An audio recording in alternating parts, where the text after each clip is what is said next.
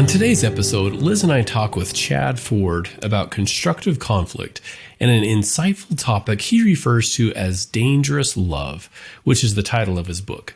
Chad shares some unique insights from turning first to how real love can transform our marriage, parenting, and relationships at work. And you'll love his take on different conflict styles. Chad's life feels like Forrest Gump in some ways. He currently works as the director of the David O. McKay Center for Intercultural Understanding at BYU, Hawaii. Before that, he worked as an NBA draft analyst for ESPN and as a conflict mediator. He consults with the Arbinger Institute and travels the world helping nations and organizations resolve conflict in peaceful ways, including governments, NGOs, and corporations like Nike and the U.S. Olympic team. Chad is the father of 8 children and lives in Hawaii. You can find out more about Chad Ford and his book Dangerous Love by visiting his website, dangerouslovebook.com. We hope you enjoy the show.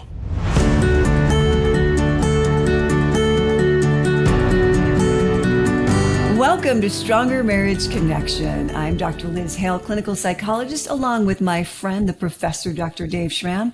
We are dedicating our life's work to bringing you the best we have in valid marital research, along with a few tips and tools to help you create the marriage of your dreams. Our topic today is on constructive conflict. Yes, there is such a thing. Think just for a moment. Whom are you in conflict with right now? Your partner, maybe a friend, a child, a neighbor, a political party even. According to our guest, the esteemed Chad Ford, we can handle conflict at home, at work, or in the world in one of 2 ways: constructively or deconstructively. For many years, Chad Ford has lived a triple life or quadruple life, or I don't know what the next one would be, as a college professor, a conflict mediator, and an NBA draft analyst for ESPN. You will discover more about his rich background that includes merging sports with peace-building work in the pages of his exceptional book, Dangerous Love. I really couldn't put this book down. He and his wife, Amanda, have 8 children, and they reside in Laie, Hawaii. Welcome to Stronger Marriage Connection, Chad. Aloha. Thanks for having me on. Aloha. Yeah, welcome, Chad. We're excited to have you. Let's start right off, please, with the title of your book, Dangerous Love. Oh, that really captured my attention. You've come to believe that dangerous love really is the only way we can transform destructive conflict into constructive conflict. What is dangerous love versus easy love, for instance? Well, first, thanks for having me on your podcast. And, it was really interesting. It was a source of some contention with our publisher about titling this book Dangerous Love, and concerns that this was going to just be about domestic violence, or that it was going to be a romance novel, which ironically, several years later after the book came out, it absolutely happened. A romance novel called Dangerous Love came out. Oh, no. Oh my goodness, about that. But to me, the reason that I named this was actually inspired by another book by Martin Luther King called Strength to Love. And the premise of that book that was really transformative for me was this idea that it's hard to love people when we're in conflict. It's actually quite scary. And the fact that we have so much fear involved in thinking about conflict or engaging in conflict with other people often causes us to turn off the very thing that actually helps us get back on track and turn destructive conflict into constructive conflict, which is love. And when I say love, I'm not talking about romantic love here, or even the love that means like, right? I can love someone and not necessarily like them, but the sort of love that says that your needs, wants, and desires matter just as much to me as my own do. And therefore, I'm going to work on trying to find a collaborative way of both meeting my needs as well as your needs. And I'm not going to really stop until both of those needs are met. And I really think that that's the key to really getting to really transformative conflict. And I think it's especially important to talk about in marriage, where you have the most intimate relationships, and it really does require a high level of collaboration to have a really successful marriage. Yeah, I love that, Chad. You say that dangerous love requires more than courage. It demands fearlessness, right? So in choosing love over fear, we choose we over me, as we like to say here on Stronger Marriage Connection. Is there a secret formula, I guess, for helping us choose love over fear, especially in our close personal relationships?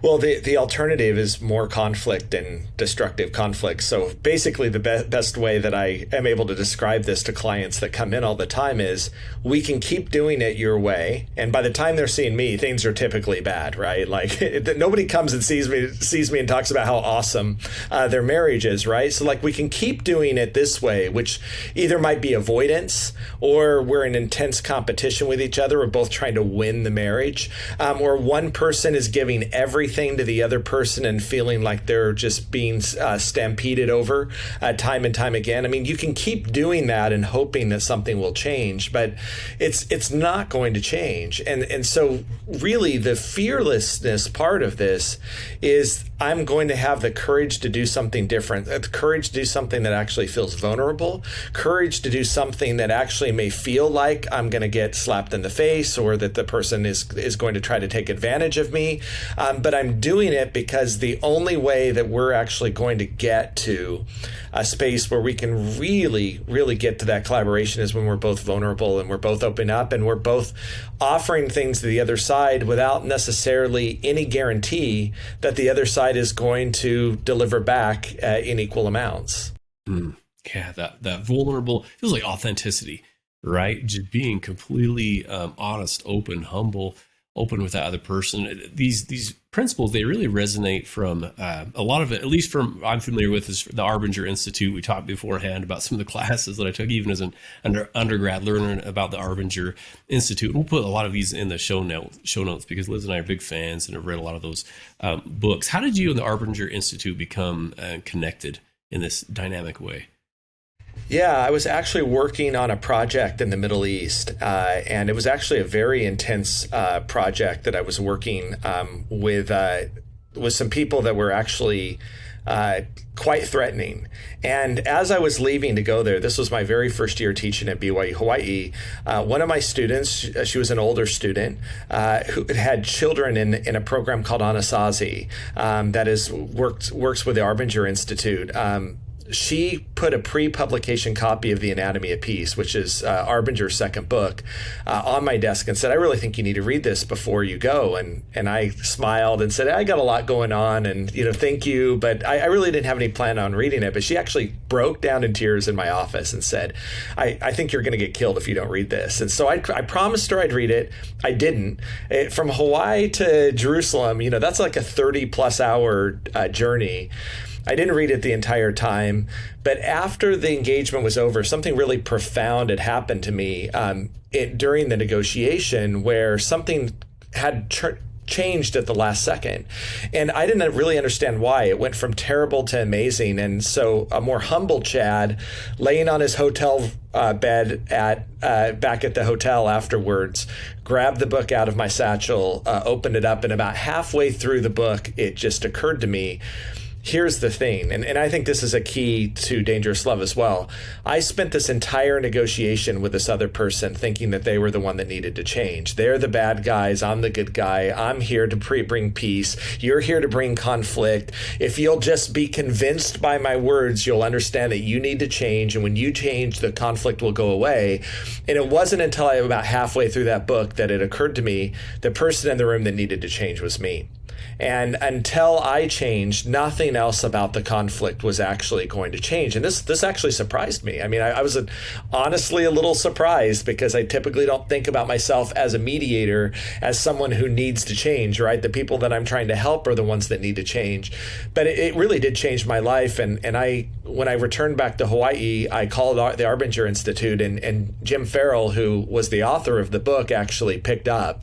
And I told him about my experience, and we've been in partnership really ever since, mostly on my end, working on sort of socio-political conflict and other sorts of conflict initiatives that I've done with Arbinger over the last 15 or so years. Wow, that's impressive. What a transformation, man. And that's what's really crucial, is transforming that conflict. I can see that. Well, how do we see conflict and the person we are in conflict with differently then? What are the messages, Chad, we need to tell ourselves when the conflict is, let's say, with my partner or a child? someone in my family, someone that's really close in particular? Well, I think it actually starts with that insight that if I want to change, if I want something to change, it starts with me. And I know this isn't always popular advice, right? Like when people come to me, they're very convinced that the person that they're in their relationship with is the one that needs to change. It's like clockwork. I'm not sure I've ever had a mediation that started with, hey, I've got a big problem in my marriage and it's me, right? It always starts with, I have a big problem in my marriage and it's them. And if I'm part of the problem, it's only because of them that I'm part of the problem, right? It's because they're so difficult or they're so hard that maybe I'm also engaged in some bad behavior. And for me, look, all of that might be true. The other person may be a problem in the marriage. They may not be what a marriage partner should be. And in fact, there might actually be situations, of course, of abuse or whatever that they're a big enough problem that really the right thing to do is leave and get out of that situation. But most of the people that come into my office are blind to the fact that conflict isn't happening to them, that they're actually engaged in a conflict process with someone. And that because of fear, they have gotten into self-preservation mode instead of us-preservation mode. And because of that, they're now valuing their own feelings, their own fears, their own concerns more than the relationship. And I think this is a really key part. It's not about putting someone else's desires, dreams, above my own. It's not about just giving in and saying to the other person, well, I guess if you really want that so badly, then it doesn't matter what I want. That's unsustainable. But it's actually about saying, I'm going to take at face value what they say they need is just as important to them as what I say that I need. And I'm going to try to understand that and try to figure out how giving them that might actually open them up to being able to see me as well. So it's drawing a circle around us. Is that what you said? Us preservation instead of self-preservation, which is the instinct, right? Yeah, it sure is. Amidst conflict, it seems like we tend to disconnect from someone at the very moment that, they need us to connect with them, and we need to be connected to them. I loved your story of your then 15-year-old daughter that's in the book. Do you mind sharing how that experience went from fear to anger to really a deep and sweet connection? So we have a rule in our family that kids can't date until they're 16. And it's really clear. And this is this is a daughter. So there's been my third oldest daughter, but she's seen her sisters go through this and her brother go through this as well. But I hear a rumor on campus one day that my daughter is actually dating someone. She's hiding it from us. And my first reaction is I'm upset. I'm actually angry about it, right? Like, how dare she? Why is she hiding this? She knows the rule, what have you. Luckily, I have an amazing wife who actually is also a family therapist, who sometimes is more level-headed about this stuff than I can be. Who brought up a really interesting point to me. She said, well, of course she's not telling you. You talk all the time about how bad it is to date before you're 16. You have this Samoan War Club that hangs in your house that you always joke, hey, if you're going to bring a boy over, I want him to see the Samoan War Club. She's scared to death of you, and she's scared to death of like what will happen with any boy right now. So of course she's sneaking around. And look, that hurt to hear that, but it also made sense. My wife was able to do something that I wasn't. She was able to get into the worldview and the perspective of my daughter and try to think about, instead of just being bad behavior, what would motivate a 15-year-old to sneak behind her dad's back and start dating somebody she liked. And after a while, I kind of saw it, and two things I think that were contradictory at the time. I saw her for the first time and why she was acting the way she did, and I hadn't changed my mind as a parent that 16 was the right age for her to be dating, right? And so the conversation really started with me telling my daughter, hey, I'm going to pick you up from school. I got the text back. Why? What's going on? That's unusual. Dad's taking off work to pick you up from school. I think part of her knew, but I remember we're in a Jeep. and we're driving home, and I decide, and she's tense. I can tell she's on edge, and we're talking. And as soon as I bring it up, I mean, the look on her face, I think she wanted to jump out of the moving car at 45 miles an hour rather than have this conversation with Dad. But, a moving car was probably the right space to be in, with her at the time. But it actually started not with a condemnation for her, but with an apology from me, which is, I think that I've been not seeing you the way that I need to see you. I think I've not been treating you the way that you need to be treated. And I think that I have been, in part, the cause for what's going on. I could see my pattern in the conflict now, right?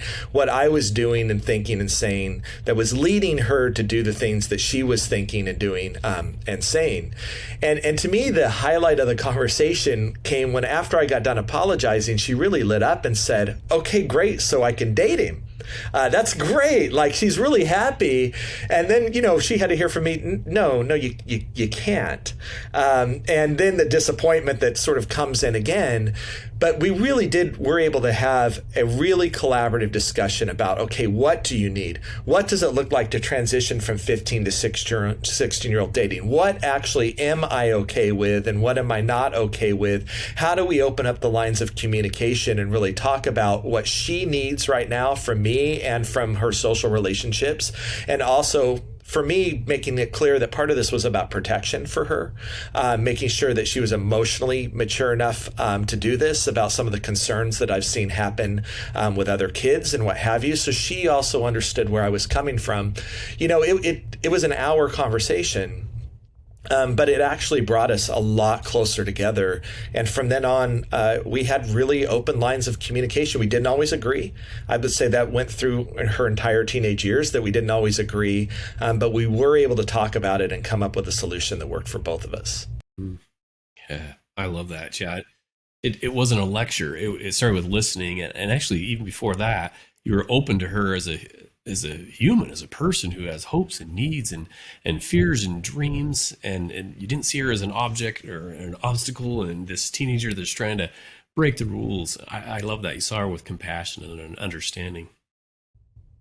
Yeah, and it's easy to see people that way when they're in your way, right? And as a parent, often we see our teenagers as in our way, or sometimes we see our partners as in our way. It's easy to not see them at that point and then try to get them out of our way.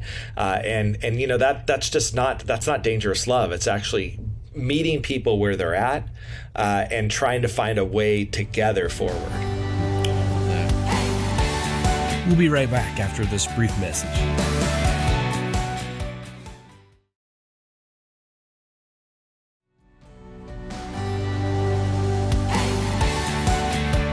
And we're back. Well, let's dive right in. There's something more dangerous that you talk about than conflict, and that is contempt. I mean, John Gottman, others have noted how contempt can just really wreak havoc in relationships. He studied over 30 years. And contempt, for some, they say, man, it's the single strongest predictor of a future divorce. No, so your extensive work with peacemaking in the Middle East gives us hope here on the literal home front back here. What advice do you have for partners wanting to restore peace in their hearts and in their home? I think part of it is recognizing, first of all, again, the pattern that I'm playing, right? As long as I'm blind to who I am in the relationship and how I might be connecting to this relationship in a negative way, there's really not a lot of hope, right? Because what I'm going to be doing is just waiting for something else to change that I have no control over. And that's frustrating. It's depressing. I think people lose hope. Over time, they feel really weak. And it's also a very self-absorbed sort of feeling, right? Because everything is happening to me. And that's the worst feeling in the world, is when everything is happening to me, but I'm not a partner in my life anymore, right? My life happens to me. I'm no longer in control of my life. And so I think the first step to me is always about, again, this awareness that actually conflict doesn't happen to us. We are part of a pattern in conflict. It may not be our fault. We might be victims. Really, we might be real victims as part of a conflict, but it's still not just happening to us. How we choose to respond, how we choose to react, what we choose to do, how we choose to forgive, all of those different things are actively in our control. So I think that's the first thing. And the second thing with contempt is when I'm in contempt, you know, Dave used this terminology, I'm really objectifying the other person. They're no longer people to me. I only see their faults, their weaknesses. Arbinger uses this word horribilize that I like, right? I horribilize another person. I only can really see the worst parts of them. And while those parts might be true, I often find out of fear, those parts get exaggerated. Those parts get put to the forefront. I become blind to the good parts that I might see in another person. And therefore, I really can't think about collaborating with someone who's evil. You know, my book actually starts in chapter 1 with a question that Miriam asked me. And I really wanted to start the book with this way. But what if the person I'm working with is evil? And I want to start there because even if we don't say it out loud a lot of times, it's a thought that comes through our head all the time, right? What if this person's just evil? What can I do in the face of evil? And, you know, my answer to that and King's answer to that, and I've seen it throughout my life is love defeats evil. Light can defeat darkness. And so what do I do, even if it's truly evil? Is that I respond with love. And then I'm actually going to find out in most of my relationships that evil actually isn't the right correct word for what's happening here, right? And so whether it may not even have taken that strong of a response, because when people are pursuing what it is that they need out of a conflict, and when they're doing it out of fear, that's not evil. It's self-preservation. It's this sense of, if I don't take care of this myself, no one's going to do it for me, and that's just such a human thing that we're all engaged in. And so, you know, I think the last thing I would say is just quickly is conflict in and of itself doesn't have to be destructive. It doesn't have to be bad. Good relationships include conflict. Great relationships include conflict. It's just all about how we do the conflict, right, that really matters. Yeah, I love that. Indeed. Your book, Dangerous Love, calls us to be vulnerable with no guarantee that the other person is going to change or be any different on their part, but we've got to do so if we want to experience personal transformation. Did we get that right? Yeah, and that's a hard sell. I know that's a hard sell for people. Yeah. Wow. And usually, do people change? I mean, my experience as a marriage therapist is that often that is the case.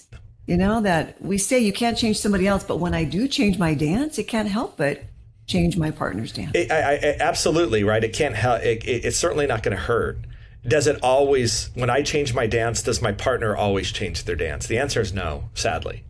Right? Because they also are in control of their part of the conflict, right? They also have some choices to make, and they may choose poorly. That is true.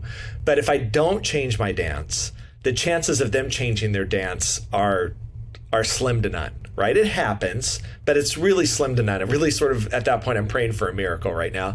But if I change my dance, I dramatically increase the chances that someone else may respond to that change in dance by changing something in their conflict pattern as well. And so we have this choice. We can stick with it, and the chances of anything changing are really small, or I can change without any guarantee that the other person is going to change. And actually, I think there's a beauty in that, Liz, because when I change, not because I'm trying to manipulate the other person to change, not because I'm looking for some sort of quid pro quo in return, but I change just because I think it's the right thing to do, right? To be helpful, to see my partner as a person, to try to show them love and respect to their needs and wants and desires. When I do that out of a sense of, I'm doing this out of respect, I'm doing this out of care or concern or love for you, that genuine, I call this, turn first, or the most dangerous move in the book. But when I do that, the response that you're going to get back from people is often really powerful. If I change my dance as a manipulation, if it's a change just to try to get some sort of change in the other person, if it's not something that's sincere, then the reaction often is not going to be what we hope for. And I know a lot of times when I work with people, I do this visualization where I have two couples, or I have two people and they stand back to back. And then I have them elbow each other. Right. So they're elbowing each other and they're standing back to back. And I ask them, okay, what does this represent? And typically people get the first part right away. This is conflict, right? How do you know? What do you notice about the conflict? Well, we don't see each other. We're standing back to back. We can't see each other, but we certainly can feel each other, right? We're elbowing each other. And then I'll invite one of the parties to turn first. And I say, I just want you to try to turn and change this pattern in the conflict. I want you to move wherever you think you need to move in the room. And what most of them do, I'd say 95% of the time, is they try to get in front of the person. So they're back to back and they try to get face to face. And then I show them what happens. I get back to back with them. They try to get in front and I just keep turning around. And they get frustrated and sometimes they grab me. I'll just close my eyes, right? And they get frustrated and they ask, well, why didn't it work? And I said, okay, look, that's actually about you trying to get in front of them and getting them to see you. You still think the solution to the problem is them changing. And if they could just see you and your needs the way that you see them, they would understand, Liz, that you were right and they were wrong and that they're going to change. And so after we do that, we go back to back, elbow again, and I ask people to turn. And almost everybody gets this right. They just turn and stare at my back. Right? And I'm elbowing, but I have nothing to elbow anymore. And if you've ever had that weird feeling of someone looking at you from behind, there's that sixth sense that human beings have of wanting to kind of turn. It feels awkward and weird. It's an invitation to turn. And so instead of thinking about turning because I want them to see me or I want to manipulate them in some way, I turn to see them because it's the right thing to do. And I actually have experienced in my own personal life, and I've seen it with others, so much success when we do that. But when I turn it as just a tool, as a trick, or as a manipulation, that doesn't really work. And people have a way of sensing that out. Man, yeah, I love that. I love that example. It brings, I mean, ultimately, it's this, you're saying that when we have this interchange, this real interchange, we see them differently, but then we also give the other person, our partner, a different person to respond to. If we have truly changed, then we don't go in that same pattern anymore, right? And that's really why I respect the work that you do, because a lot of that's one-on-one work, right? A lot of that's individual work. Like people want to come to the group thing and they want to solve the group thing together. But a lot of that is the individual work that it takes to really get there. And I call this pre-mediation, as well. I try to work with parties to see, can you do the work that's actually going to help this go right before we ever step in the room together? And when people do that, we usually have a lot of success when we get in the room together. And when people refuse to do that, it's a long slog. It's really, really hard to get there because both people in the room are really hoping that they say something or do something that convinces the other side that they were right and you were wrong, and you're going to change. Yeah. Oh man, this reminds me of I took a class I was mentioned before about from Terry Olson when I was a student at BYU, and he said, if we ask this question, if we say, ask ourselves this question, and he said, if I were to give my whole heart to this person or to this child or to my partner, what would occur to me to do? And then he said, just be still, and then heed that inner call, right, to connect and to answer that. And I'll never forget that. If I were to give my whole heart to this person, what would occur to me to do? Chad, you talk about different styles of conflict, and there are these five. Liz, I think you took it. I took it. I'm a conflict avoider, Chad. Do you want to tell us a little bit about the styles of conflict and where people can go to kind of assess that, and then kind of so what after that, what people can do? Yeah. And Dave, I want to just have a point there on that Terry Warner quote that you gave about giving your whole heart, because it sounds so beautiful. Like I can even sort of see the emotion in your face as you're remembering it. Why don't people do it then? And the answer is they're afraid, right? What will happen to me if I do this thing, right? If I give you my whole heart, it's exposed, it's vulnerable. You may stab it, you may spit on it, you may crush it, right? And that fear keeps us away from giving our whole heart. But we almost never talk about what happens when I don't give my whole heart to another person, especially in a marriage or with a child, right? What are the downsides? The upside is it's protected, right? The upside of not giving my whole heart is now it's safe, right? It's behind a wall. And if they do hurt it, at least I didn't give my whole heart. There's some of my heart that's there, that's intact.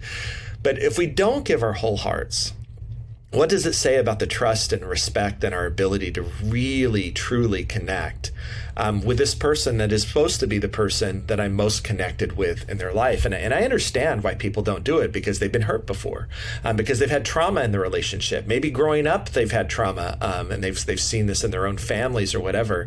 And so that's why it's dangerous, right? When they say dangerous love, is we're actually, what Terry Warner was asking you to do, my guess is for many, many people in the room felt like a very dangerous thing to do, to give my whole heart, to trust someone else with it.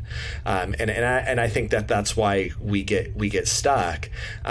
But the upside of what Terry's saying is, if I could do it, if I could muster the courage to do it, even if they don't see it, even if they don't respect it as much as I hoped they would, it's transformative to me. And changing me will change the dynamic in the relationship 100%. And it might take weeks, it might take months, it might even take years, but it's very, very hard for someone to continue to respond to me as an object when I'm giving them my whole heart. It wears that down, that resistance that we have.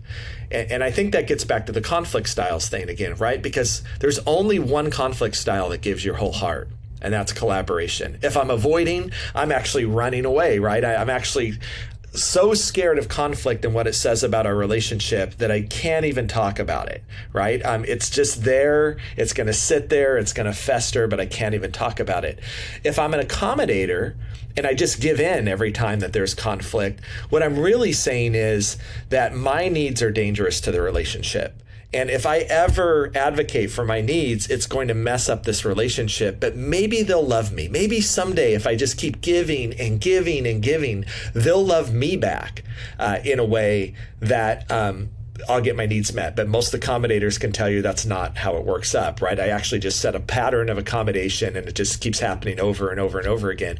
If I'm a competitor, what I'm saying is your needs don't really matter. My needs matter. I know they matter, and I'm going to pursue them aggressively. And also, if you were as smart as me, you would know that I was right and you're wrong anyway. And so I'm actually looking out for all of us in the relationship. That's how competitors often say, because I just know better than you, right? But again, that's not giving my whole heart. That's actually protecting it. And compromises, I kind of think it's like cutting my heart in half, right? I'm saying, I'll give you half of my heart and you give me half of my heart, but I'm withholding this other half out of fairness, right? And I think that often is the main idea, right? Is that what I'm going for in a relationship is fairness, as opposed to true connectedness, right? Fairness and connectedness are not the same thing. And so collaboration says, look, I'm going to give you my whole heart, and in return, I'm going to ask you to bring your whole heart as well. Tell me your deepest, darkest desires and fears and concerns and what have you. I'll tell you mine, and together we'll commit to each other that we're going to try to find a way forward that meet all of our needs and overcome our fears together. That may take longer. It may be harder. It's going to take great communication patterns and other things, but that's the commitment that I have to you. Man. Chad, do you have 3 more hours? Because I just feel like, man, this is good stuff, my friend. This is gonna feel like I'm in a session here. I'm benefiting so much. I know our listeners are as well. But all good things have to come to an end. We like to ask our guests this question. What do you believe, Chad, is the key element to a stronger marriage connection? Yeah, Dave, I think you said it, right? I give my whole heart to a person, that I'm vulnerable. That I understand that we're not the same person. And I love this word harmony because, harmonies in music are separate voices. They're not the same voice. That's what actually makes them sound beautiful, is this blending of voices together. And in a great marriage relationship is a harmony. I still have my voice. My partner has her voice, but we blend those voices together. We work on making beautiful music together that actually my voice alone couldn't actually make on its own, right? I can't harmonize with myself, right? I need another person to harmonize. And to me, that's what makes a great marriage, is recognizing I need this person to be able to make this beautiful music together. But it really does require me giving my whole heart, not holding something back, and not running away from those parts of our marriage where we are different, where we do really have challenges and obstacles to overcome, but embracing them wholeheartedly and trusting that we can get through this together. Yeah, that's great. Thanks. Beautiful. Where can listeners go, dear Chad, for more information on you, on this assessment, your book, Dangerous Love, as well as your new sports-related podcast? Yeah, you can go to dangerouslovebook.com and you can order the book there. I also read the audiobook, which is fun. There's a conflict styles assessment there. And you can also, there's a podcast that we ran for about a year with a number of different topics on dangerous love, and just brought in a number of experts to think about everything from marriage to community conflict to socio-political conflict to racial conflict and what have you. And so you can check out the podcast there, as well as we just try to break down all the different types of conflict that might be there. That's great. Perfect. Yeah, we'll put that in our show notes. Thanks, Chad. Hey, as we wrap up, we do like to ask all of our guests, again, another question. Our final one, Chad, for you is your takeaway. Man, we've had a great, rich discussion. If you could have one message for our listeners today, what do you hope they'll remember? Conflict isn't impossible. Whatever situation you feel stuck in right now, as stuck as you feel, it's not impossible. There's something you can do. Something you can do to change that pattern. And while the person you're in a relationship with may not change, it will certainly change your world for the better. And at the end of the day, that is the only thing that we have control over. That's great. Is self. Thanks. Liz, what about you? What do you take away from today? You know what? I love this idea of harmony, that I can't harmonize with myself. That is really beautiful. We desperately need each other, don't we? I always look at marriage as the ultimate self-improvement project, if you will, or self-improvement course, because we need each other in growing and developing and embracing conflict. Yeah.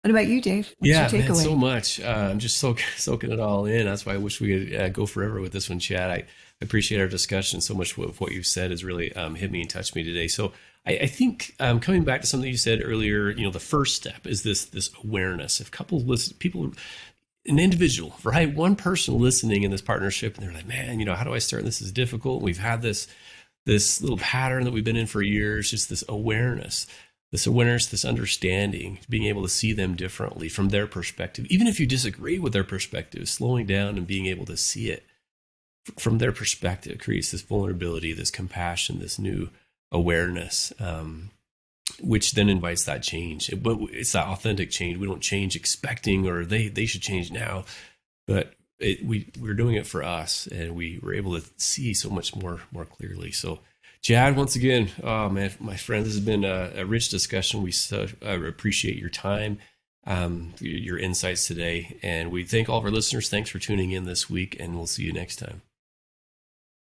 And remember, it's the little things that create a stronger marriage connection. Take care now. Bye.